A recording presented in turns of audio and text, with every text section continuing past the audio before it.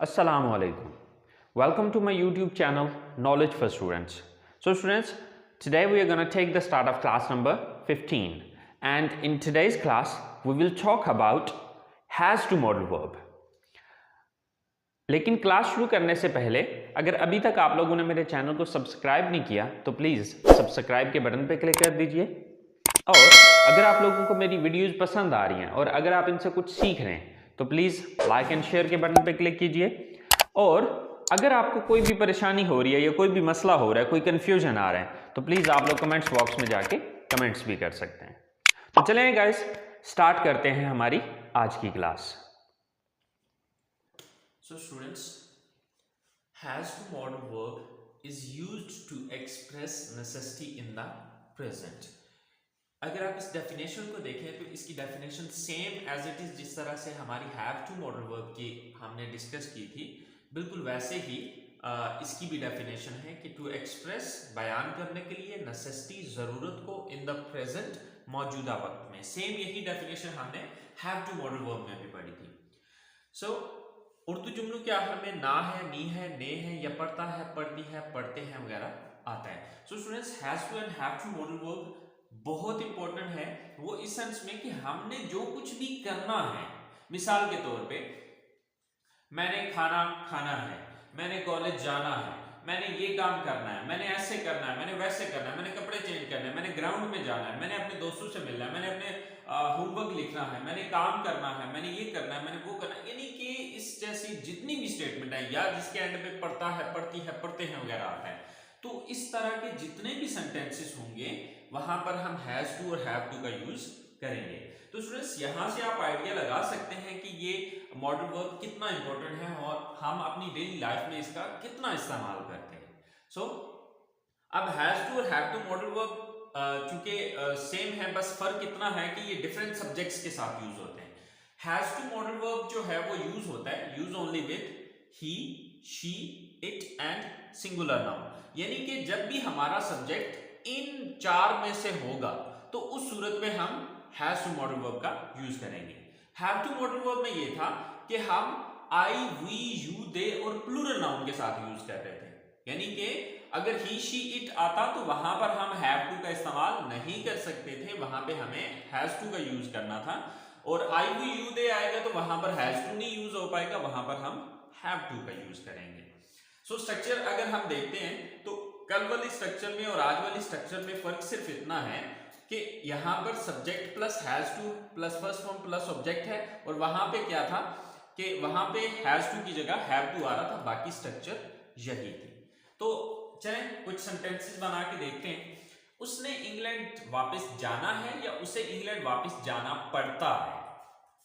सो अब उसने, अब वो एक लड़की भी हो सकती है, वो एक लड़का भी हो सकता है, ठीक है। अब ये डिपेंड करता है सेंटेंस पे कि लड़के के बारे में बात हो रही है या लड़की के बारे में। अगर लड़का है तो ही का वर्ड यूज करें, अगर लड़की है तो फिर आप शी का लफ्ज इस्तेमाल कर लें। सो उसने इंग्लैंड जाना है, सो सब्जेक्ट हमारा क्या है, ही या शी, दोनों में से जो सा मर्जी यूज कर लें। चलें हम ही यूज कर लेते हैं। Then has to, he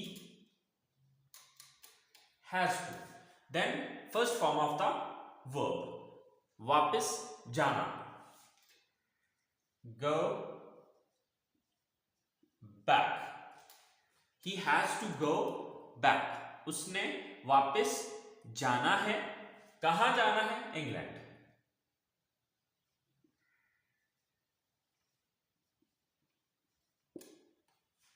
He has to go back to England, उसने इंग्लैंड वापस जाना है या उसे इंग्लैंड वापस जाना पड़ता है। सो आसिम को इस मुकाबले में हिस्सा लेना है या आसिफ को इस मुकाबले में हिस्सा लेना पड़ता है। सो सब्जेक्ट कौन है यहां पे, Asim. Then has to, Asim has to, verb क्या है यहां पर, हिस्सा लेना, participate.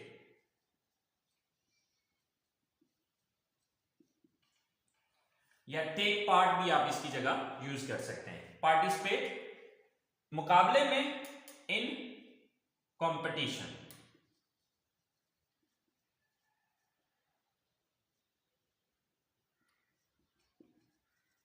So Asim has to participate in competition. Asim ने मुकाबले में हिस्सा लेना है या आसिम को मुकाबले में हिस्सा लेना पड़ता है। सॉरी, इस मुकाबले में इन दिस कंपटीशन, सॉरी यहां पर दिस भी आएगा। So Asim has to participate in this competition. इसी तरह से हमारा नेक्स्ट सेंटेंस है, उसे कपड़े सिलाई करने हैं या उसे कपड़े सिलाई करने पड़ते हैं। तो यहां पर सब्जेक्ट कौन है? उसे, यानी कि वो एक लड़का भी हो सकता है, वो एक लड़की भी हो सकती है, लेकिन हम यहां पर लड़की ले लेते हैं क्योंकि ऊपर हमने यहां पर सब्जेक्ट ही रखा था, अब नीचे हम शी रख लेते हैं। So she then has to, she has to. Verb क्या है यहाँ पे? काम कौन सा करना है उसने? सिलाई करनी। सिलाई करना की इंग्लिश होती है sew. She has to sew. क्या सिलाई करना है? कपड़े। She has to sew the clothes.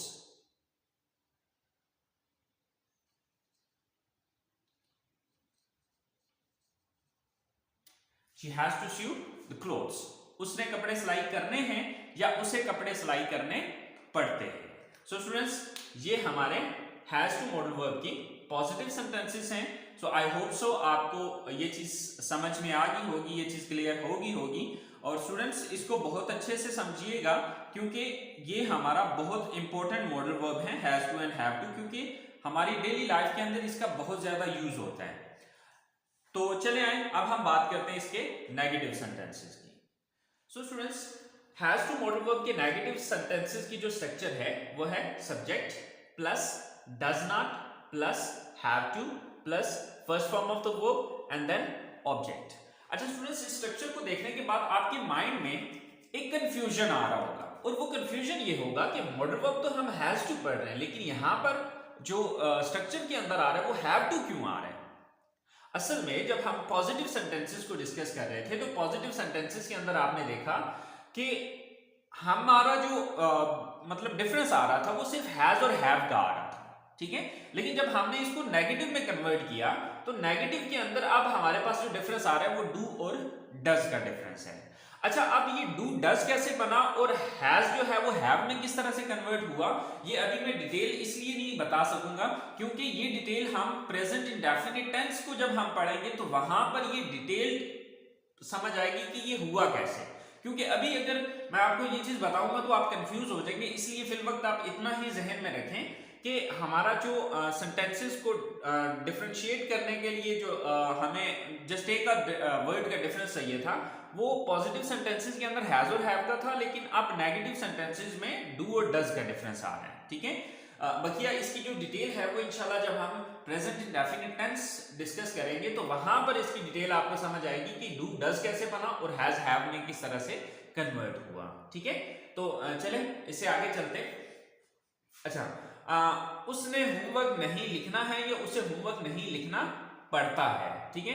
तो अब ये ही भी हो सकता है, शी भी हो सकता है। तो सबसे पहले सब्जेक्ट लगाना है, तो सब्जेक्ट क्या है यहां पे? हम शी ले लेते हैं।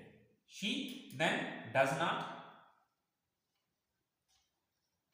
Then have to.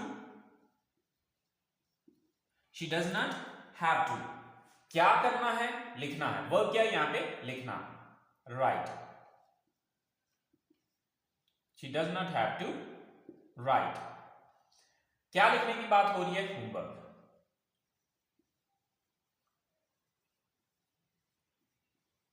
She does not have to write homework। उसने होमवर्क नहीं लिखना है या उसे होमवर्क नहीं लिखना पड़ता है। अब देखिए नीचे वाले सेंटेंसेस में मैंने सिर्फ ना है का सेंस लिया, पढ़ता का नहीं लिया।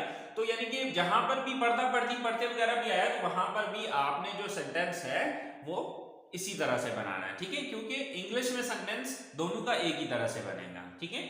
और नेक्स्ट सेंटेंस है हमारे पास, सोनिया ने इस कॉलेज में दाखिला नहीं लेना है। तो सब्जेक्ट कौन है? Sonia. Then does not. Sonia does not then have to. Sonia does not have to. Verb क्या है यहां पे? दाखिला लेना। So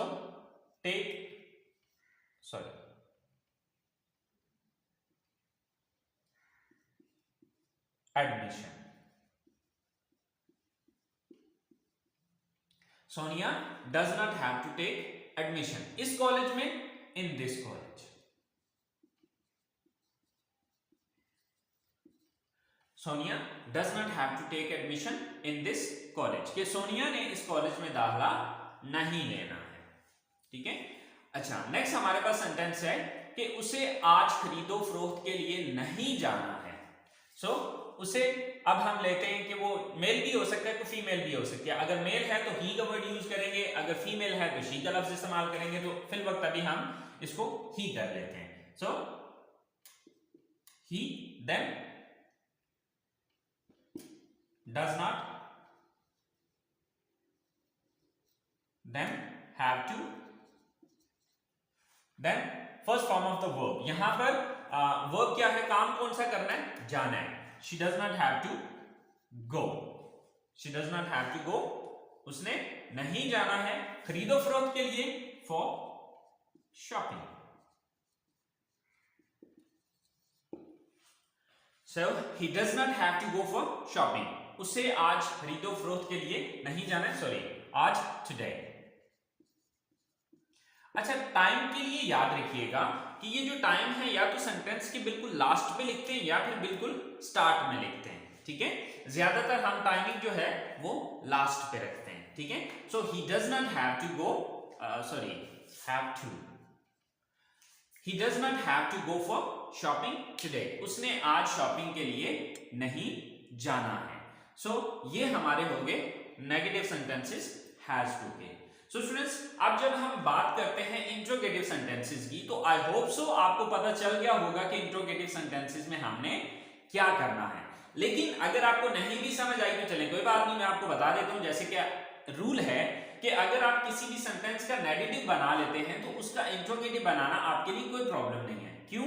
क्योंकि आपने देखना यह है कि नेगेटिव सेंटेंसेस में हमने किस लफ्ज के बाद नॉट लगाया था। तो यहां पर हमने नॉट लगाया था किसके बाद, डज के बाद। तो इसका मतलब है इसी लफ्ज को उठा के हम सेंटेंस के शुरू में ले आएंगे तो ये इंट्रोगेटिव सेंटेंस बन जाएगा।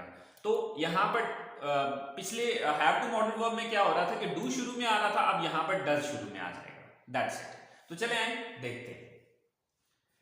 सो students, has to modal verb के इंट्रोगेटिव सेंटेंसेस बनाने के लिए स्ट्रक्चर जो है वो है, सबसे पहले हम डज का इस्तेमाल करेंगे, then subject, then have to, then first form of the verb and then object. So at that there is a question mark. सो क्या उसने क्रिकेट खेलना है? First of all does, then subject कौन है, वो, यानी कि उसने। वो लड़का भी हो सकता है, वो लड़की भी हो सकती है, लेकिन हम लड़का लेते हैं। So does he, then have to, does he have to. Verb क्या है यहां पे, खेलना, play. Does he have to play, क्या खेलना है, क्रिकेट।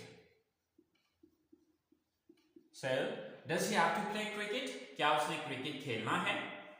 क्या आसिया ने अपनी क्लास लेनी है? So first of all does, then subject कौन है, Asiya, does Asiya, then have to, does Asiya have to. काम कौन सा, वर्ब क्या है यहां पे, क्लास लेना। टेक क्लास भी कह सकते हैं, अटेंड क्लास भी कह सकते हैं, डिपेंड ऑन यू। अटेंड अपनी क्लास, हर class. So does Asiya have to attend हर क्लास, क्या आसिया ने अपनी क्लास लेनी है। क्या साहिल ने अपना बिजनेस शुरू करना है? सो डज, देन सब्जेक्ट कौन है, Sahil, then have to, then verb क्या है यहां पे, शुरू करना, स्टार्ट। ऑब्जेक्ट क्या है, अपना business, his own business. So, does Sahil have to start his own business? क्या साहिल ने अपना जाती अपना बिजनेस शुरू करना है? तो ये हमारे जो है इंट्रोगेटिव सेंटेंसेस हैं। मैंने तो जस्ट 3 एग्जांपल्स दिए हैं। सो गाइस इससे हजारों जुमले बनेंगे, ठीक है। तो आपको ये सेंटेंसेस बनाने के लिए आप किसी भी एक बंदे को पकड़ लें और उसके जो भी उसने जो कुछ करना है उसकी सेंटेंसेस को बनाएं। सेंटेंसेस को बना के तो आप जो है वो इंग्लिश में उनको कन्वर्ट करें। और इसी तरह से हैव टू मॉडल वर्ब है तो आप अपने बारे में ये सोचें कि सुबह जागने से लेकर रात सोने तक आपने क्या कुछ करना है, तो उन सारी सेंटेंसेस को पहले उर्दू में लिखें, लिख के फिर उनको इंग्लिश में कन्वर्ट करें। मिसाल के तौर पे मैं ये कहता हूँ कि मैंने सुबह उठना है, मैंने वजू करना है, मैंने नमाज पढ़नी है, मैंने कुरान पाक की तिलावत करनी है, फिर मैंने तैयार होना है, मैंने नाश्ता करना है, मैंने कॉलेज जाना है, मैंने अपनी क्लास लेनी है, मैंने घर वापस आना है, मैंने रेस्ट करनी है, मैंने मतलब सुबह जागने से लेकर रात सोने तक आपने जो कुछ भी करना है उन सारे पूरी अपनी पूरे दिन की एक्टिविटीज को नोट डाउन करें और फिर उसको इंग्लिश में कन्वर्ट करें, ठीक है। और वहां से आपको आइडिया हो जाएगा कि ये मॉडल वर्ब कितना इंपॉर्टेंट है और डेली रूटीन में आप इसका कितना इस्तेमाल करेंगे, ठीक है। सेकेंडली हमारी क्लास का अब एंड है, तो अगर आपको कोई भी चीज समझ नहीं आ रही है तो प्लीज यार आप लोग कमेंट्स बॉक्स में जाके कमेंट्स कीजिए। इंशाल्लाह I will try my level best कि आपका कंफ्यूजन जो है वो जितना अच्छे से क्लियर कर सकूं, ठीक है। तो दुआओं में याद रखिएगा। इंशाल्लाह जिंदगी रही तो नेक्स्ट क्लास में आपके साथ मुलाकात होगी। अभी तक के लिए अल्लाह ने